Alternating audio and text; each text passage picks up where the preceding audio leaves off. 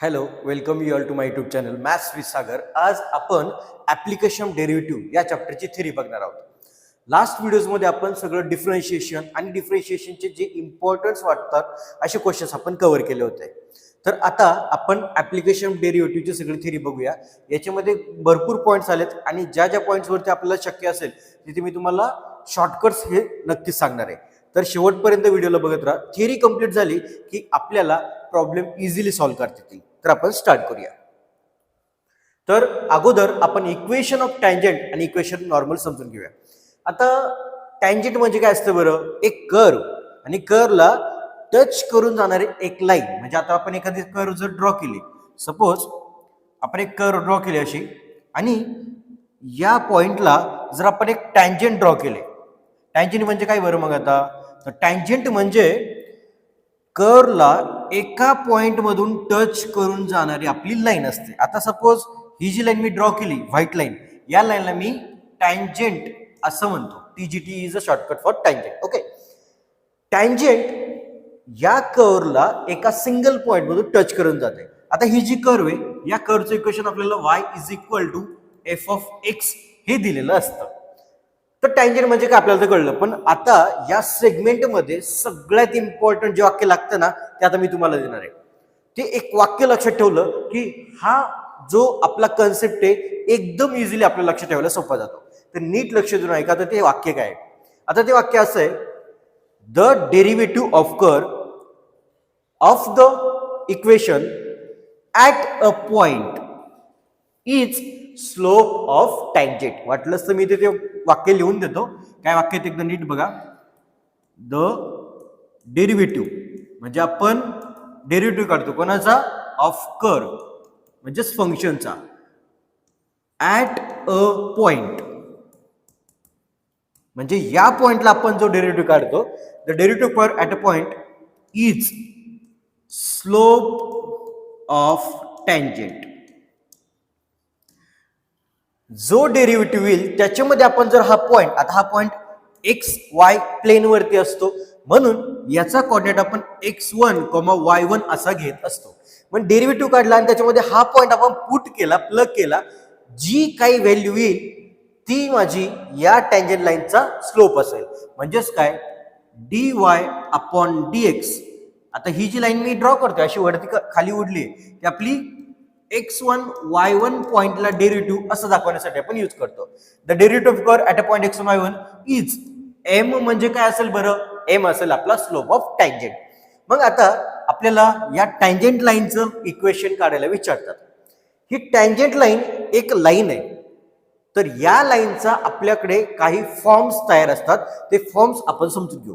जर आपल्याला स्लोप भेटलाय आणि त्या टँजंट लाईन ज्या पॉइंट मधून पास होते तो पॉइंट आपल्याला भेटला, म्हणजे स्लोप आणि पॉइंट आपल्याकडे असेल तर आपण स्लोप पॉइंट फॉर्म हा यूज करू शकतो. तर स्लोप पॉइंट फॉर्म आपल्या लाईनचा असा असतो, y minus y1 is equal to m into x minus x1. Okay, जिथे x1 y1 हा त्या कर्ववरचा पॉइंट आणि m आपला त्या टँजंटचा स्लोप असतो, जो आपण कर्वचं डेरिव्हेटिव्ह ॲट अ पॉइंट कडून काढत असतो. अशा पद्धतीने आपण टँजंट लाईनचं इक्वेशन फाइंड आउट करू शकतो. आता इक्वेशन ऑफ टँजंट आपलं तर कळलं. आता नॉर्मल काय भानगडे बरं? आता नीट ऐका. नॉर्मल म्हणजेच काय?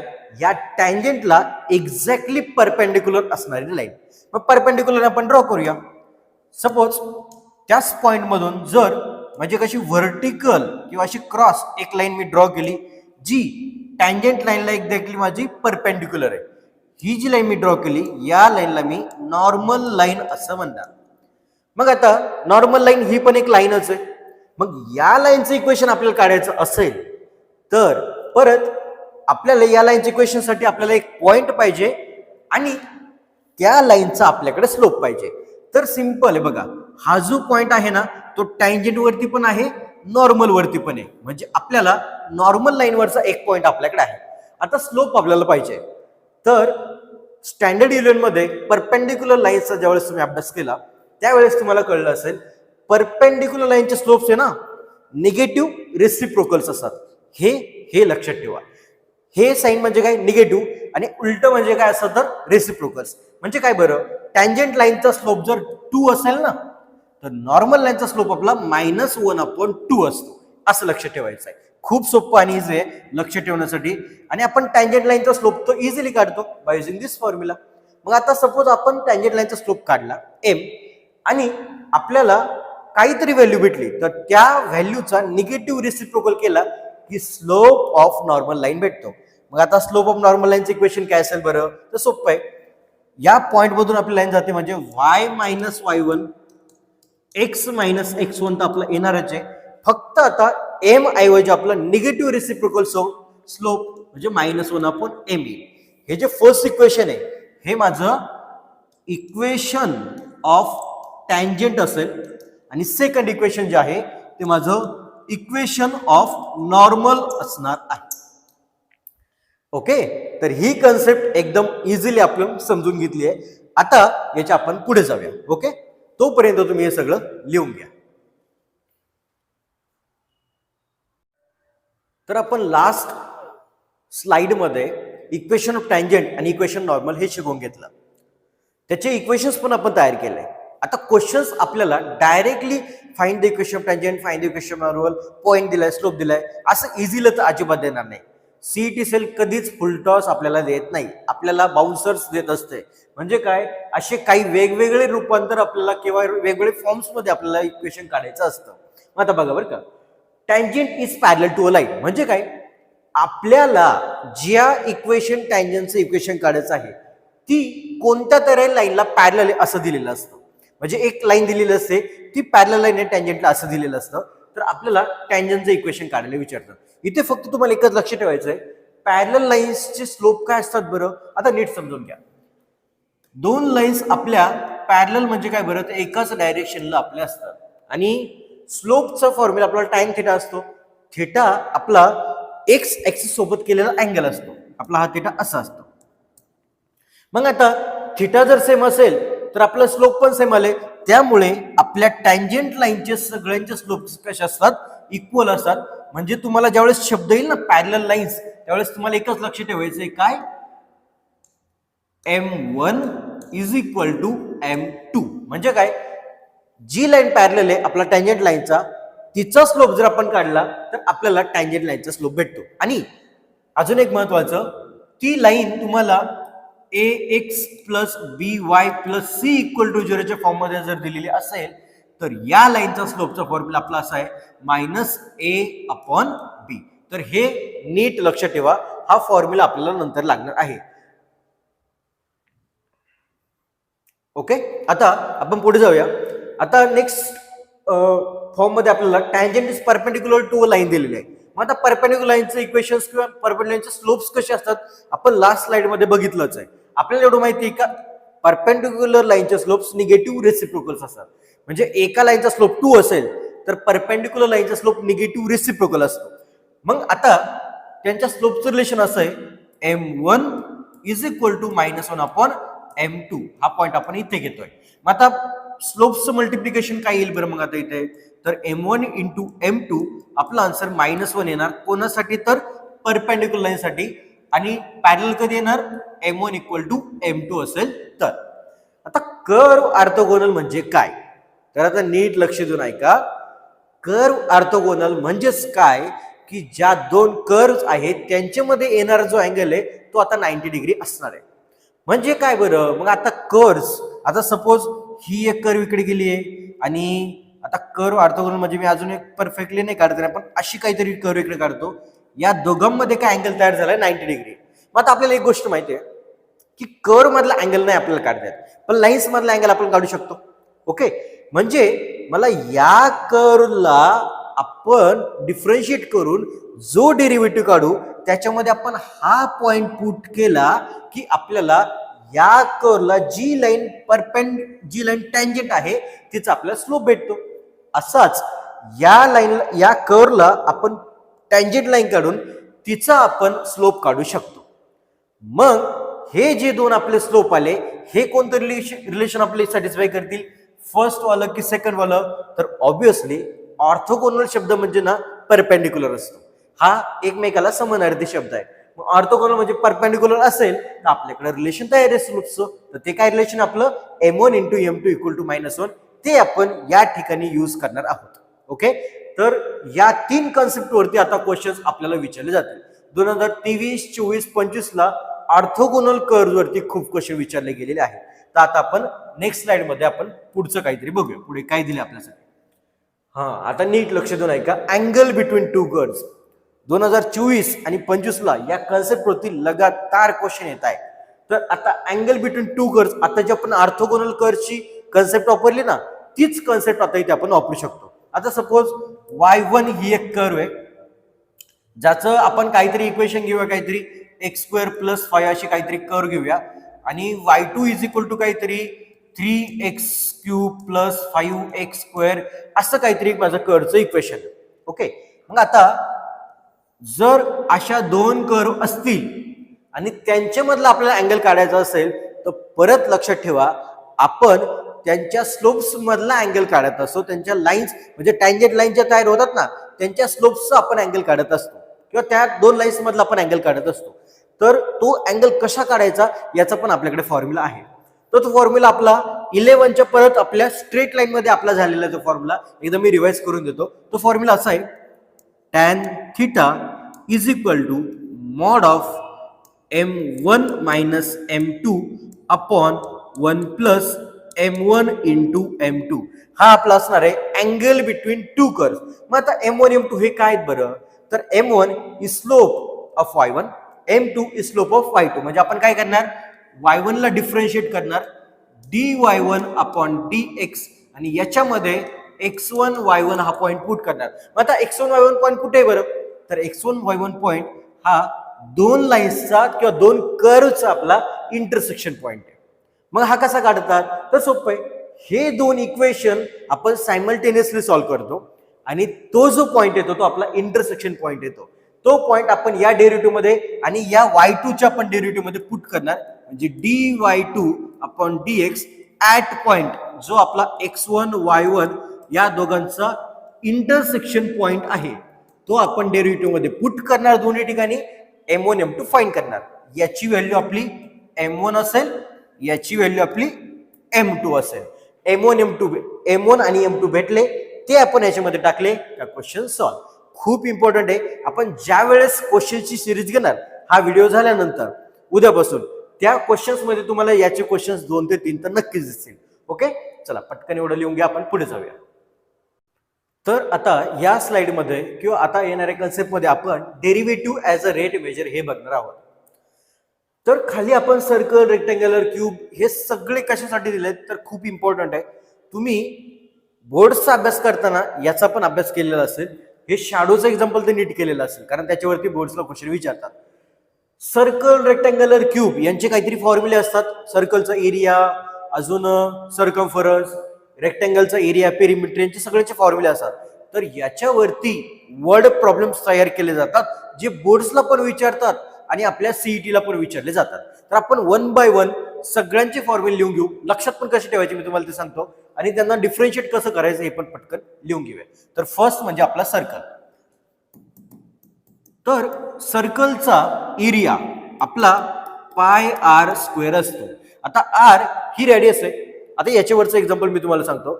सपोज याच्यावरचं एक्झाम्पल तुम्हाला बोर्ड्स मध्ये पण एक सॉर्ट मध्ये दिलं असं होतं की तुम्ही कुठेतरी एका तळ्याच्या कडेला बसलेले आहात आणि तळ्यामध्ये तुम्ही एक दगड फेकला. दगड फेकल्यानंतर तिथे circles in the form of wave generate झाले होते. मग तिथे सर्कल्सची रेडियस वाढत होती. का बरं, पाण्यात दगड टाकल्यावर सर्कल्स मोठे मोठे मोठे मोठे होत चालतात.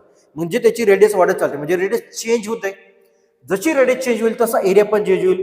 पण ते आपण with respect to time measure करत असतो.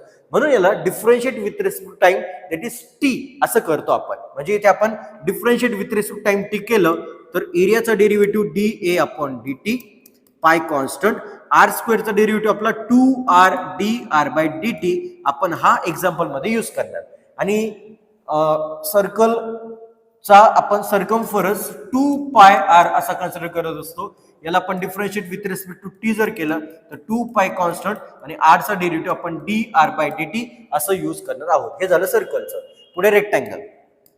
आता रेक्टँगल मध्ये मी फक्त एरिया सांगतो, तर एरियाचा सोपा फॉर्म्युला आहे एक्स इंटू वाय. आता एक्स म्हणजे काय बरं, एक्स एक तर लेंथ असेल किंवा विड्थ असेल.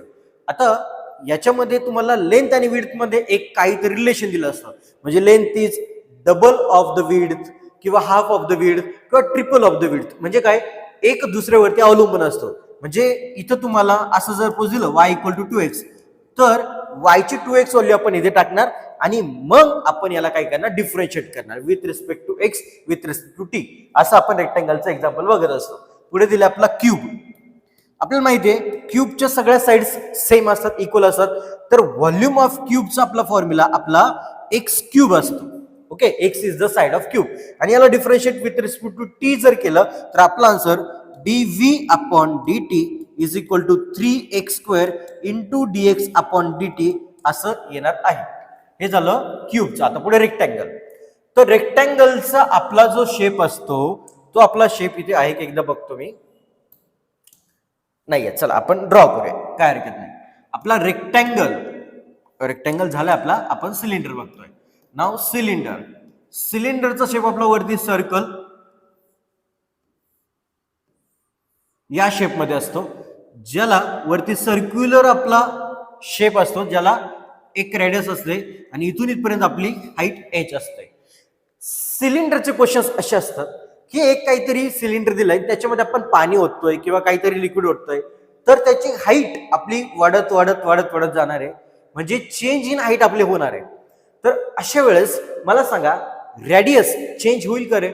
तर अजिबात रेडियस चेंज होणार नाही, कारण सर्कल जे आपण आता कॉन्स्टंट ठेवतोय, त्याच्यामध्ये पाणी ठेवतोय, त्याची फक्त हाईट आपली कमी कमी कमी पासून जास्त जास्त वाढत जाणार आहे, म्हणजे आपली रेडियस इथे कॉन्स्टंट राहणार आहे. तर अगोदर व्हॉल्यूम ऑफ सिलेंडरचा फॉर्म्युला आपला पाय आर स्क्वेअर एच असा असतो. आपण आर रेडियसला कॉन्स्टंट असं ठेवतो आणि याला differentiate with respect to t केल्यावर डीव्ही बाय डी टी आपला पाय आर स्क्वेअर. का बरं, दोघं पण आता कॉन्स्टंट झाले आणि एच चा derivative with respect to T आपला D H upon D T येणार आहे. आणि सिलेंडरच्या सरफेस एरियावरती पण क्वेश्चन विचारला जातो. तर सरफेस एरियाचा आपला फॉर्म्युला 2 पाय आर एच असा असतो. तर याचा differentiation with respect to t आपण केलं, आपल्याला आन्सर भेटेल 2 pi r into d H upon D t. आपला हा फॉर्म्युला आपण तयार केलेला आहे. आणि आता कोनचा शेप आपला या टाइप मध्ये असतो, जिथे आपण इथे वरती सर्क्युलर फेसला रेडियस असते, कोनला हाईट h असते आणि ही जी हाईट आहे त्याला आपण स्लॅंट हाईट l असं म्हणतो. इथे आपला राईट अँगल तयार होत असतो. इथे जो अँगल तयार होतो ना याला आपण थिटा, आणि थिटा आपला सेमी व्हर्टिकल अँगल असतो. सेमी का बरं म्हटलं असेल बरं, बघा इथून हा जो वरती तयार झाला हा पूर्ण आपला एक व्हर्टिकल अँगल आहे, त्याला आपण हाफ केला म्हणून या थिटाला आपण सेमी व्हर्टिकल अँगल असं म्हणत असतो. तर इथे बघितलं तर हा राईट अँगल ट्रायंगल तयार झालेला आहे. हा पायथागोरसचं इक्वेशन सॅटिस्फाय करेल, म्हणजे आपल्याला इथे l square equal to r square plus h square हे एक इक्वेशन भेटेल. अजून कोणचा व्हॉल्यूम आपला 1/3 पाय आर स्क्वेअर एच असा असतो. याला डिफरन्शिएट विथ रिस्पेक्ट टी जर केलं तर डीव्ही बाय डी आपला 1/3. आता आर आणि एच जर दोघं चेंज झाले तर आपण इथे इम्प्लिसिट डेरिव्हेटिव्ह असं वापरत असतो. इम्प्लिसिट डेरिव्हेटिव्ह म्हणजे काय, आर चा डेरिव्हेटिव्ह एच तसाच, एच चा डेरिव्हेटिव्ह आर तसाच, अशा पद्धतीने आपण घेणार. म्हणजे काय बरं, pi as it is R square as it is H चा derivative D H by D plus H as it is R स्क्वेअरचा derivative 2r into D R by D T. आपण असंही इक्वेशन याचंही आपण असं डेरिव्हेटिव्ह फाइंड करत असतो. आता याच्यानंतर आपण जाऊया स्फिअरकडे. तर स्फिअरची आपली जी डायग्राम असते ती अशी असते, ज्याच्यामध्ये आपण असा शेप काढतो आणि वरती त्याला असं काहीतरी डॉटेड लाईन आपण दाखवत असतो. तर स्फिअरची ही रेडियस r झाली, तर व्हॉल्यूम ऑफ स्फिअरचा फॉर्म्युला आपला असा असतो 4/3 पाय आर क्यूब. आता व्हॉल्यूम 4/3 पाय आर क्यूब आल्यामुळं आपण याला differentiate with respect to t जर केलं तर डीव्ही बाय डीटीचा फॉर्म्युला 4/3. आता पाय हा कॉन्स्टंट आहे आणि आर क्यूबचा derivative 3r² D R by D T असं आपण काढू शकतो. ओके, आता एवढे जेवढे आपण फॉर्म्युले घेतले रेट ऑफ मेजर मध्ये, याच्यावरती सगळे वर्ल्ड प्रॉब्लेम्स विचारले जातात. हे सगळे वर्ल्ड प्रॉब्लेमसाठी आपल्याला इक्वेशन लागत असतात. हे सगळे फॉर्म्युले आपल्याला पाहिजे असतात. त्यामुळे एवढे सगळे आपल्याला तर करावेच लागतील. आणि शेवटला आपला शॅडो एक्झाम्पलचं एक डायग्राम राहिली, ती एकदा आपण बघूया. तर शॅडो म्हणजे काय की इथे काहीतरी लाईटचा पोल आहे आणि इथे कुठेतरी एक मॅनची हाईट आहे किंवा हा मॅन आहे. तर इथे लाईट पोल असल्यामुळं त्या लाईट पोलची आपली लाईट जर मॅन वरती पडली तर त्याची शॅडो ची लेंथ काहीतरी अशी पुढे जाणार आहे, बरोबर की नाही. इथं लॅम्प आहे, याची लाईट अशी इकडे पडते, हा माणूस इथं उभा आहे, तर त्याची जी सावली आहे ती आपली पुढे पडणार आहे. तर त्या शॅडोची लेंथ आपल्याला फाइंड करायला विचारतात. तर आपण काय करतो बरं, इथे आपण हे सगळं एक ट्रायंगल तयार करत असतो. इथे एक असा, जिथे आपण ट्रायंगलला काहीतरी नाव देतो PQRST, जिथे RQ is the height of lamppost, ST is the height of that man and SP is the length of that shadow. आपण असं बघत असतो. तर आता इथे आपण दोन जे ट्रायंगल बघतो, कोणकोणते, PQR ट्रायंगल, PQR हा सिमिलर ट्रायंगल आहे कोणासोबत, PST सोबत, ट्रायंगल PST. तर दोन ट्रायंगल आपले सिमिलर जर असतील तर आपले साइड्स म्हणजे त्याच्या sides are in equal proportion असं आपण लिहू शकतो. म्हणजे इथे साइड्स आर इक्वल प्रपोर्शन म्हणजे काय बरं, तर QR upon ST is equal to PQ upon PS, असा आपला हा जो रेशो आहे. म्हणजे QRST आणि PQSP आपल्याला एवढ्या गोष्टी पाहिजे असतात. या ज्या गोष्टी तुम्हाला क्वेश्चन्स मध्ये दिल्या आहेत त्या आपण इथे पुट करतो आणि डिफरन्शिएट विथ रिस्पेक्ट टी करून हे एक्झाम्पल आपल्याला सॉल्व्ह होत असतात. एक्झाम्पल व्हॅल्यू आपण बघणार की कशा व्हॅल्यू आपण पुट करणार, डिफरन्शिएट काय करणार तिथे, ते सगळं आपण एक्झाम्पल मध्ये बघूया. पण आता सगळं लास्ट स्लाइड मध्ये जे आपण बघितलं डेरिव्हेटिव्ह ऑफ रेट मेजरचं, हे सगळे फॉर्म्युले तुम्हाला खूप इम्पॉर्टंट आहेत. आणि हे पण स्फिअरचे आणि शॅडो प्रॉब्लेम हे खूप इम्पॉर्टंट आहे. आता शेवटचा आपला जो पॉईंट राहिला डेरिव्हेटिव्ह ऑफ रेट मेजर मध्ये, तो म्हणजे डिस्प्लेसमेंट, वेलोसिटी, ऍक्सेलरेशन आणि जर्क. तर सोपं आहे, आपण एस ला डिस्प्लेसमेंट असं कन्सिडर करतो. आपल्याला काय जास्त फिजिक्स मध्ये जायचं नाही, फक्त कशाचा डेरिव्हेटिव्ह काय येतो आपण एवढं बघणार आहोत. तर डिस्प्लेसमेंटचा आपण जर डेरिव्हेटिव्ह घेतला विथ रिस्पेक्ट टू टी तर आपल्याला व्हेलॉसिटी भेटते. व्हेलॉसिटीचं आपण जर डिफरन्शिएशन केलं, differentiate with respect to t, तर आपल्याला ऍक्सेलरेशन भेटतं. आणि ऍक्सेलरेशनचा जर आपण डेरिव्हेटिव्ह काढला तर आपल्याला जे फॉर जर्क असं भेटत असतं. ही सिक्वेन्स फक्त लक्षात ठेवा. या सिक्वेन्स वरती आपले वेलोसिटी, ऍक्सेलरेशन, जर्क आणि डिस्प्लेसमेंट आपण फाइंड आउट करू शकतो. ओके, तर एवढं सगळं आपल्याला खूप इम्पॉर्टंट आहे. कशासाठी, तर डेरिव्हेटिव्ह ऑफ रेट मेजरचे क्वेश्चन सॉल्व्ह करण्यासाठी. तर आता पुढे जाऊया. पुढे आहे अप्रॉक्सिमेशन्स. तर अप्रॉक्सिमेशन्स मध्ये एक फॉर्म्युला आहे, तो फॉर्म्युला लक्षात ठेवला की संपलं. म्हणजे यामध्ये फक्त आपल्याला व्हॅल्यूज पुट करायला लागतात. तर तो फॉर्म्युला असा आहे, स्टार्टिंग बघा, F of A plus H is approximately. F of A plus H आपण अगोदर लिहू का ना, याच्यामध्ये जाईल एफ ऑफ ए, त्याला अगोदर लिहूया आपण. इकडे आला एफ ऑफ ए मध्ये प्लसचं साईन. आता हा जो एच आहे ना त्याला एकट्यालाच ठेवूया. बघूया परत, बघा कसा मी फॉर्म्युला तयार केला. F of A plus H left साईडला, एफ ऑफ ए अगोदर मी लिहून घेतला, प्लस एच असाच ठेवला. आता अप्रॉक्सिमेशन म्हणजे हा डेरिव्हेटिव्हचा कॉन्सेप्ट आहे, अजून तर आपण डेरिव्हेटिव्ह घेतलंच नाहीये. तर आता जो एफ ऑफ ए होता ना आपला, त्याचा डेरिव्हेटिव्ह एफ डॅश ऑफ ए, या फॉर्म्युल्याने आपण अप्रॉक्सिमेशनचे क्वेश्चन सॉल्व्ह करू शकतो.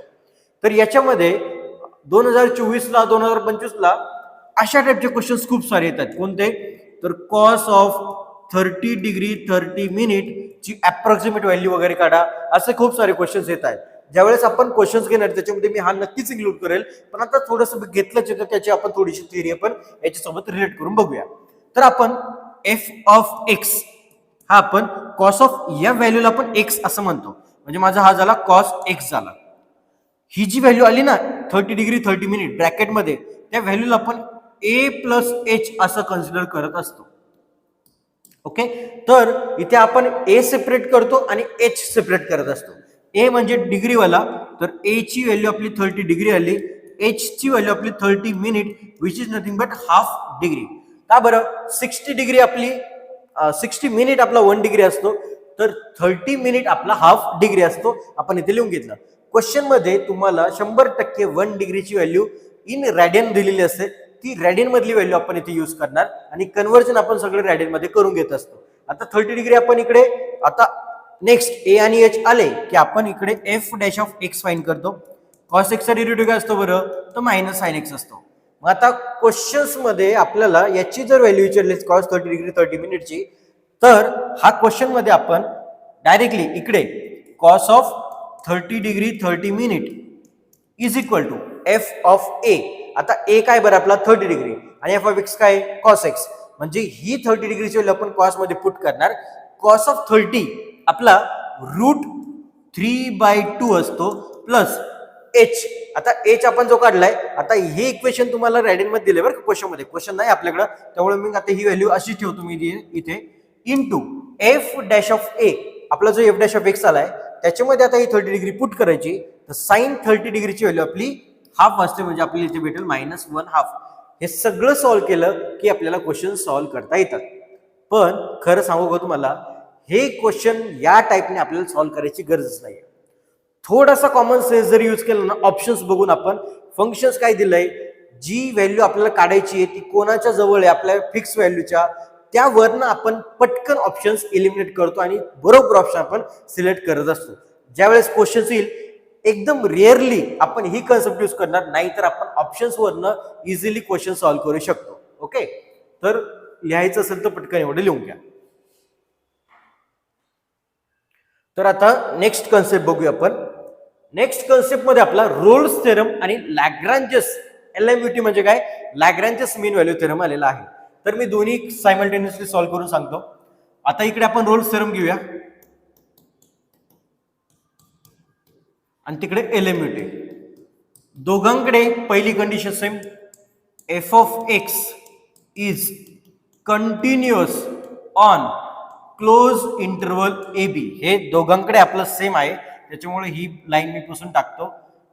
F of x is continuous on close interval a b. Also f of x is differentiable on open interval a b. Then there exist c belongs to open interval a b such that.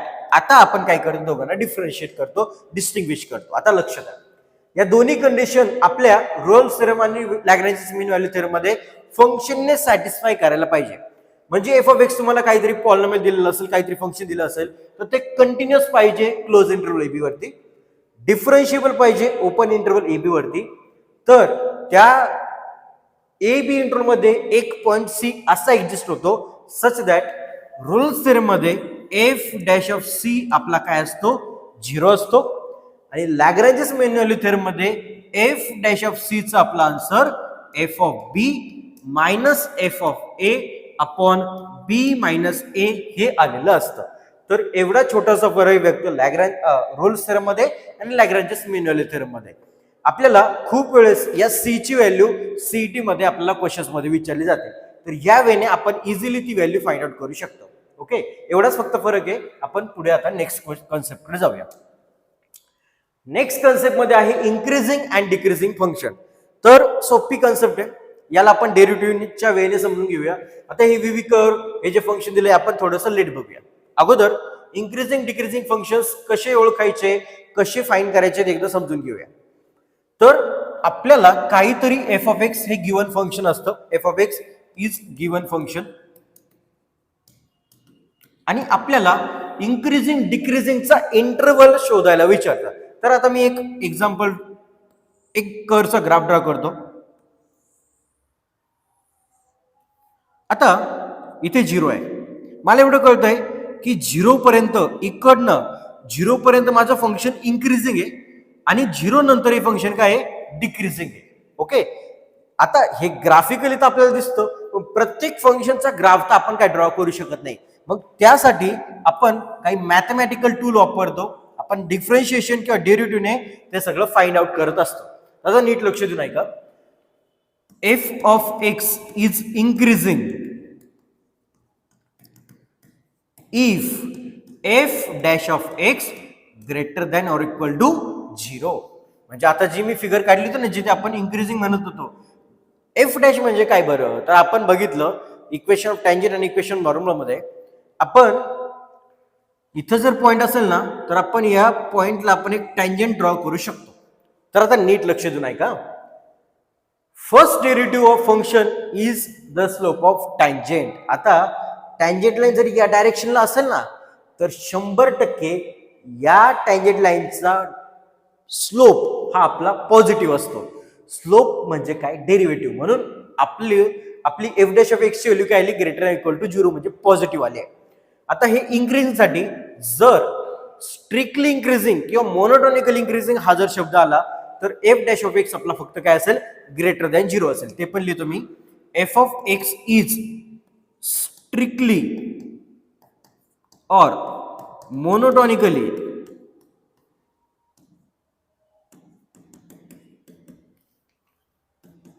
Increasing असेल तर f dash of x आपला फक्त greater than 0 असतो. हा strictly greater than कोणासाठी, strictly आणि monotonically साठी. आणि फक्त इन्क्रीजिंग असेल तर derivative greater than or equal to 0 आपण लिहित असतो. आणि सिमिलरली फॉर डिक्रीजिंग, मग आता एफ ऑफ एक्स जर डिक्रीजिंग असेल तर एफ डॅश ऑफ एक्स काय असायला पाहिजे, लेस दॅन इक्वल टू 0 असायला पाहिजे. आणि F of x is strictly monotonically decreasing असेल तर एफ डॅश ऑफ एक्स काय पाहिजे आपला, फक्त आणि फक्त लेस दॅन 0 असायला पाहिजे. वेव्ही कर्व मेथड काय बरं मग आता ही, तर वेव्ही कर्व मेथड खूप सोपी आहे. फॉर एक्झाम्पल तुम्हाला काहीतरी एफ ऑफ एक्स दिलाय, काहीतरी क्वाड्रेटिकच घेऊया आपण, x² - 6x + 5 आपण असं घेतलं. आणि आता याचे आपण फॅक्टर्स जर पाडले तर याचे फॅक्टर्स x -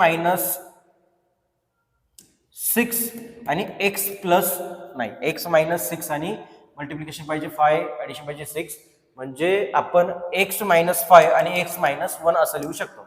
x - 5 x - 1 हे याचे फॅक्टर्स असतात. आता हे जे आपण एफ डॅश आपण काय केलं, आता एफ ऑफ एक्स घेतला होता, एफ ऑफ एक्स चे फॅक्टर पडले. सपोज आपला एफ डॅश ऑफ एक्स आला, आपण एफ डॅश ऑफ एक्स सगळं बघत असतो ना इन्क्रीजिंग डिक्रीजिंग मध्ये. मग आता सपोज काहीतरी एफ ऑफ एक्स दिलेला आहे आपल्याला आणि एफ डॅश ऑफ एक्स आपलं हे क्वाड्रेटिक इक्वेशन आलं. क्वाड्रेटिक इक्वेशनचे आपण काय केले, फॅक्टर्स पडले.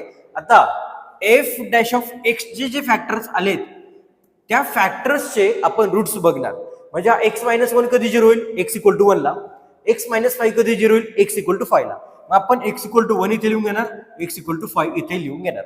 आता नेक्स्ट काम काय असेल आपलं, तर यांच्यामध्ये 1च्या इकडे सगळे निगेटिव्ह 0 सगळ्या व्हॅल्यू इकडे आला.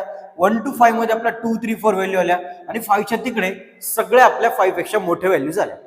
तर एक व्हॅल्यू इकडची आपण याच्यामध्ये जर पुट केली, सपोज 1च्या इकडे 0 असतो, आपण एफ डॅश ऑफ 0 फाइंड केला तर 0 - 5 इज -5 आणि 0 - 1 इज -1, म्हणजे -5 × -1 आपल्याला पॉझिटिव्ह आन्सर भेटलं. इथं पॉझिटिव्ह साइन आला तर कंपल्सरी इकडे मायनस आणि पॉझिटिव्ह असणार आहे.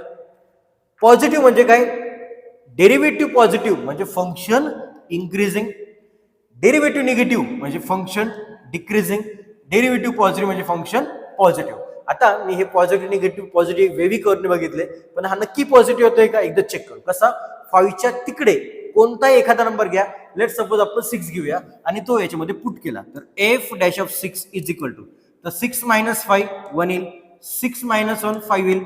आन्सर आपला काय येईल, पॉझिटिव्ह. बरोबर पॉझिटिव्ह आपल्याला आन्सर भेटलाय. तर याचा आन्सर काय असेल माहिती का, याचा answer function is increasing, function is increasing. आता आपल्याला इंटरवल विचारत असतात, इंटरवल आपला इथे तयार झाला. इन्क्रीजिंग म्हणजे up side arrow, up side arrow कुठून कुठपर्यंत आहे, आपल्या इकडे -∞ इकडे +∞ असतो. मग इन्क्रीजिंग असेल तर मला सांगा एफ डॅश ऑफ एक्स आपला greater than or equal to 0 असतो बरं का. F dash of x greater equal to 0. मग पॉझिटिव्ह साठी आपला इंटरवल -∞ to 1 आणि 5 to ∞ आहे. मग आपण काय लिहिणार, -∞ to हा 1 पॉझिटिव्ह आहे, ते आपण 1 करून घेऊया. -∞ to 1. आता अजून एक लक्षात ठेवायची अशी गोष्ट, इथे जर ग्रेटर दॅन इक्वल टू 0 असेल तर आपला इंटरवल मधल्या ज्या व्हॅल्यूज आहेत 1 आणि 5 तिथे असा क्लोज येणार आहे. आणि ज्यावेळेस ग्रेटर दॅन 0 असेल त्यावेळेस हा इंटरवल आपला काय येतो, ओपन येतो. म्हणजे ती व्हॅल्यू आपण एक्सक्लूड करतो, काढून टाकत असतो. आणि अजून कुठे पॉझिटिव्ह आहे 5च्या तिकडे, म्हणजे 5 पासून ते इन्फिनिटी पर्यंत या दोघांचं युनियन घेतलं की आपल्याला या इंटरव्हल वरती फंक्शन आपलं इन्क्रीजिंग भेटत असतं. आणि ऑब्विसली डिक्रीजिंग कुठे असेल, मग क्लोज 1 टू क्लोज 5 वरती फंक्शन आपलं डिक्रीजिंग असेल. तर हा कन्सेप्ट असतो आपला इन्क्रीजिंग आणि डिक्रीजिंगचा. ही आपली वेव्ही कर्व नुसार आपण बघू शकतो. आणि हे जे आहे ना एफ ऑफ एक्सचं, ते आपण इथे बघूया खाली, a sin x plus b cos x, c sin x plus d cos x. ही जी कन्सेप्ट आहे, या कन्सेप्टचा मी शॉर्टकट तुम्हाला डेरिव्हेटिव्ह मध्ये दिलाय.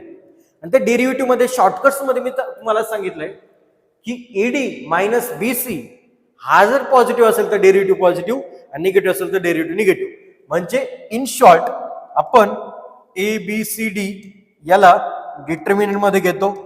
Determinant a d minus b c जर ग्रेटर दॅन 0 आला तर इन्क्रीजिंग, आणि a d minus b c जर लेस दॅन 0 म्हणजे निगेटिव्ह आला तर फंक्शन काय असेल माझं, डिक्रीजिंग असेल. बस याच्यावरती क्वेश्चन्स विचारले जातात, म्हणून आपण तो कन्सेप्ट डायरेक्टली घेतलाय, शॉर्टकट म्हणून घेतलाय. तर एवढं सगळं आपलं इन्क्रीजिंग आणि डिक्रीजिंग साठी इम्पॉर्टंट असतं. आणि आता आपला शेवटचा कन्सेप्ट म्हणजे जो आहे मॅक्सिमा आणि मिनिममचा, जो आपण सेकंड डेरिव्हेटिव्ह टेस्टने काढत असतो. तर लास्ट पॉइंट आपला इतक्यात आपण येऊन टाकू. फक्त लक्ष द्या की derivative by second derivative test आपण कसं फाइंड करतो ते एकदा समजून घ्या. एफ ऑफ एक्स आपल्याला दिलेला असतो आणि find the maximum and find the minimum असे दोन कन्सेप्ट आपल्याला इथे फाइंड आउट करायचे असतात. तर खूप सोपी कन्सेप्ट आहे. अगोदर आपण काय करतो, फर्स्ट स्टेपला find f dash of x, अगोदर आपण f dash of x find करतो. सेकंड स्टेपला आपण f dash of x equal to 0 करतो. हे आपल्याला काय देतात, क्रिटिकल पॉइंट्स देतात. क्रिटिकल पॉइंट्स म्हणजे आता काय बरं नेमकं, या अगोदरच्या दोन स्लाइड मध्ये ज्या वेळेस आपण वेव्ही कर्व मध्ये इथे बघा एफ डॅश ऑफ एक्स जो काढला होता ना, असा तुम्हाला एफ डॅश ऑफ एक्स भेटेल. आणि या जे व्हॅल्यू आल्या आपल्या 1 आणि 5, या 1 आणि 5 कशा आणल्या आपण, f dash of x equal to 0 केला तर आपल्याला एक्स ची व्हॅल्यू 5 आणि एक्स ची व्हॅल्यू 1 भेटली. म्हणजे एक्स इक्वल टू 5 आणि एक्स इक्वल टू आपल्या कोणत्या व्हॅल्यू झाल्या, क्रिटिकल व्हॅल्यूज, म्हणजे किती आपले क्रिटिकल पॉइंट झाले. आता एक लक्षात ठेवा, या क्रिटिकल पॉइंट्सला आपला फर्स्ट डेरिव्हेटिव्ह 0 असणार आहे आणि याच ठिकाणी आपल्याला फंक्शन मॅक्सिमम किंवा मिनिमम भेटणार आहे. आणि ते आपण सेकंड डेरिव्हेटिव्ह टेस्टने सांगू शकतो. मग आता थर्ड स्टेप मध्ये आपण काय करतो, f double dash of x find करतो. F double dash of x कसा काढला, जो आपण एफ डॅश ऑफ एक्स काढला ना, तर परत डिफरन्शिएट केलं की आपल्याला F double dash of x भेटणार. आणि फोर्थ स्टेप मध्ये जे क्रिटिकल पॉइंट्स आले, आता सपोज क्रिटिकल पॉइंट्स आपण सपोज ए म्हणूया, क्रिटिकल पॉइंट आपला ए आला, जसं आपला x equal to 5, x equal to 1 आला होता, नंबर आले होते, ते आपण ए कन्सिडर करूया. जर डबल डेरिव्हेटिव्ह मध्ये आपण ए व्हॅल्यू पुट केली, म्हणजे एफ डबल डॅश ऑफ ए हा जर ग्रेटर दॅन 0 आला, ग्रेटर दॅन 0 म्हणजे काय, पॉझिटिव्ह आला, तर या ठिकाणी आपण काय म्हणणार, अपोजिट म्हणजे काय, मिनिमा. उलट असतं बरं की, इथे पॉझिटिव्ह आलं तर मिनिमा, निगेटिव्ह आलं तर मॅक्सिमा. आणि इथे एफ डबल डॅश ऑफ ए जर लेस दॅन 0 म्हणजे जर निगेटिव्ह आला तर आपण तिथे त्याला मॅक्सिमा असं म्हणणार आहोत. तर एवढं सगळं इम्पॉर्टंट असतं ऍप्लिकेशन डेरिव्हेटिव्ह मध्ये. आय होप तुम्हाला सगळी थेरी ही नीट कळली असेल. तर आता या थेरीच्या बेसिसवरती आपण सगळे ऍप्लिकेशन डेरिव्हेटिव्हचे सगळे क्वेश्चन्स बघणार आहोत. आता मागे जर तुम्ही डिफरन्शिएशनचे क्वेश्चन बघितले तर आपण हार्डेस्ट क्वेश्चन घेतले होते, एवढे पण काही इझी घेतले नव्हते.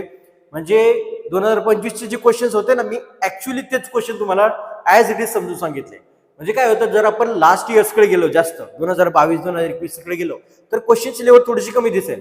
पण जसं जसं आपण पुढे जाऊ ना, तशी आत्ताच्या कंडिशनला क्वेश्चन लेवल ही भयानक डिफिकल्ट झालेली आहे. मग आपण डायरेक्टली 2025 चे क्वेश्चन कशासाठी घेतोय, तर यासाठीच की तुम्हाला जर अवघड क्वेश्चन विचारले गेले तर आपल्याला त्या क्वेश्चनची आपल्यासाठी आपल्याकडे त्याची तयारी पाहिजे, म्हणून आपण ते क्वेश्चन लेटेस्ट वाले घेतोय. तर हा व्हिडिओ आपण इथे थांबवतोय.